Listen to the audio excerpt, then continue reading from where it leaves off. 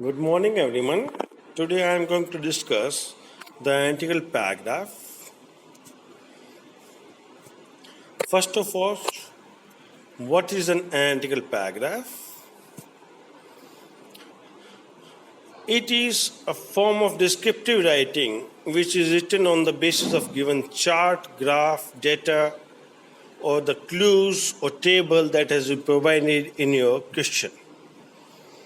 While writing a paragraph, you must remember to describe the facts in the best possible manner and to cover the information that has been provided. It must be in 100 to 120 words and it must be clear and no extra things must be added into it. There may be an intern choice given in the question. In short, a paragraph plus analysis is equal to analytical paragraph. Now coming to the features of an analytical paragraph. It describes the given chart, table, data, graph, cues, etc. It should be brief and comprehensive. It must include complete information. It should state facts that are provided in the chart. It is necessary to make use of simple and accurate language. It should mention figures and quantities appropriately. No extra additions are required.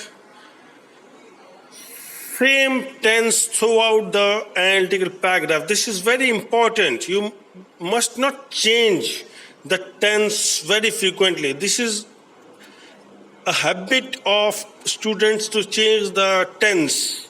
That must not be there. No personal observation or response should be provided. It is preferable to use passive form of the verb. Now coming to the format, it has three parts. That is, first is introduction. Explain in one or two lines in brief what the analytic paragraph is all about. It must describe that what the whole paragraph is all about. The reader must get to understand the integrities of the paragraph in that one or two line. That is it. When writing the introductory paragraph, you need not go into the details.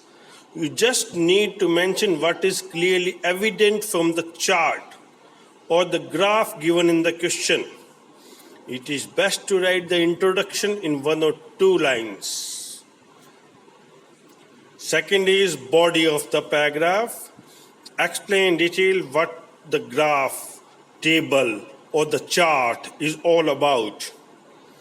Use relevant figures appropriately without adding your own details. This part of the paragraph should contain details of the chart.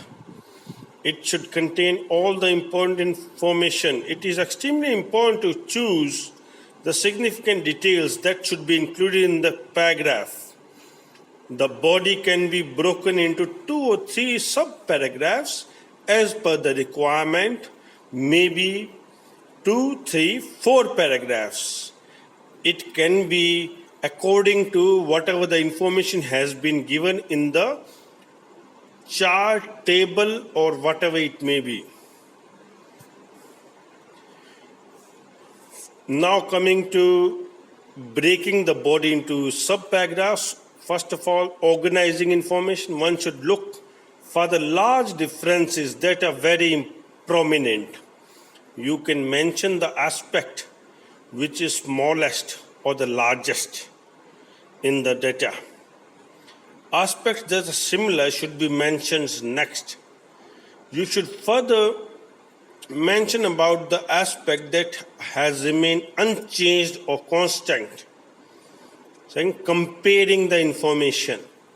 If the chat mentions two different parties, for example, men, women, refer both of them in the analytical paragraph. If there is any contrast or comparison that could be drawn, you must present it effectively. If the chart is about a particular time period or highlights period of several years, mention each year in a concise manner. If any comparison or contrast can be done for 2 or more years, you must look at it differently and paragraph it differently.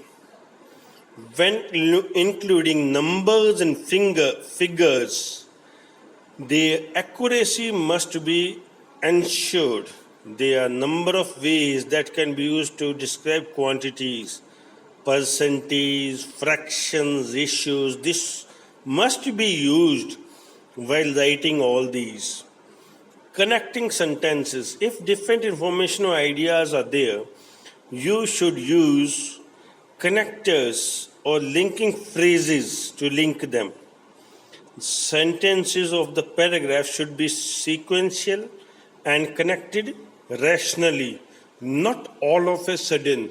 The movement from one paragraph to the another must be smooth. It must not be all of a sudden. Thirdly, the conclusion. The last paragraph should summarize the idea mentioned and the information in general. It should be concluding in nature and act as the closing statement. One should keep in mind that one must not include any personal opinions. Personal opinions are not a part of an analytical paragraph. It must include all the information that has been included in the table or chart or graph only. You can't include your own opinions in it. You need not dispose of the information to write a good analytical paragraph. The key is to choose while important information, organize it well, state correct facts, and summarize it properly.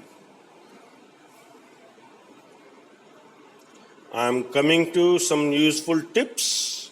For an introduction, you can start with following phrases.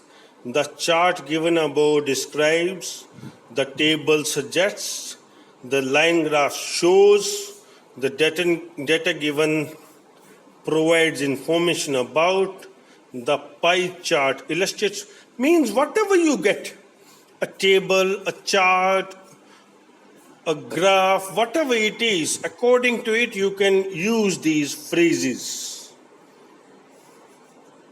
Now continuing, for describing the trends, use phrases and words like a pattern of growth, rapidly doubled, skyrocketed, striking increase, peaked, soaring rates, declined, plummeted, leveled off, stagnated, fluctuate, starting to rise, starting to fall, drop down slightly, etc. Quantities I am describing: 48% off, 1/3, nearly 1/4, almost 80%, majority of them on an average, twice as much, almost equal, highest you can think of, lowest, very close to 2%, approximately 5%, under 3%. These are just some examples I have quoted. Relationship or contrast, use some phrases like similarly, in contrast with, in comparison to, But in the opposite, however, whereas, when it comes to, as opposed to, while, striking difference, noticeable difference, these are some of those things that showed contrast. Some connecting phrases I am telling. Overall, subsequently, in all, in a nutshell, for the chart given. In short, striking changes, including, therefore. These are some of those tips I have given over here. I am giving one example. This is an example, birth and death rate of a country from 1901 to 2101. Some of these are data and some of these are predictions. Now coming to the title, changes in birth and death rate in 2 centuries, means it was from 1901 to 2101. So I have given the heading as changes in 2 centuries. Into the graph shows since 1901 the birth rate has remained, so you can just go through it. Decline for the coming years, reaching approximately 42,000 by 21. Changes in death rate means they have given subheading. What is changes in birth rate, changes in death rate? They have given this as subheadings. Introductory line is there, body is there. Body has 2 subheadings, that is changes in birth rate and changes in death rate. And then the conclusion. Conclusion has everything in brief. Huge gap between birth rate and during 1961 to 2001. Gap is expected to reduce to the later years. Overall, as compared to prevailing trends, will be more than the birth rate in the later half of the 21st century. I will just continue with some questions. You must note it down and submit the answers as soon as possible.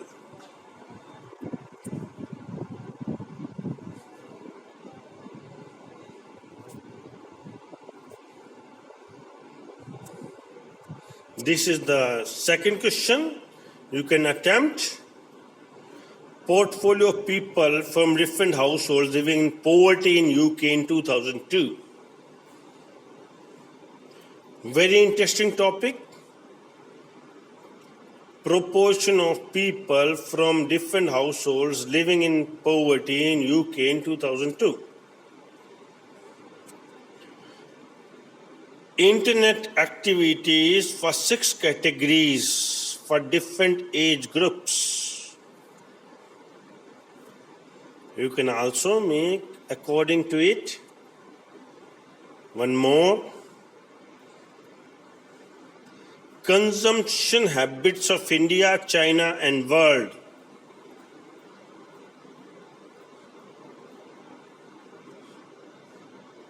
You can go through it and you can write it. This is one more. Sales of gold in Dubai in 2002. How it went up and down, again up, down, and then became regular. Thank you very much. I hope you understood. And in case of query, you can contact me.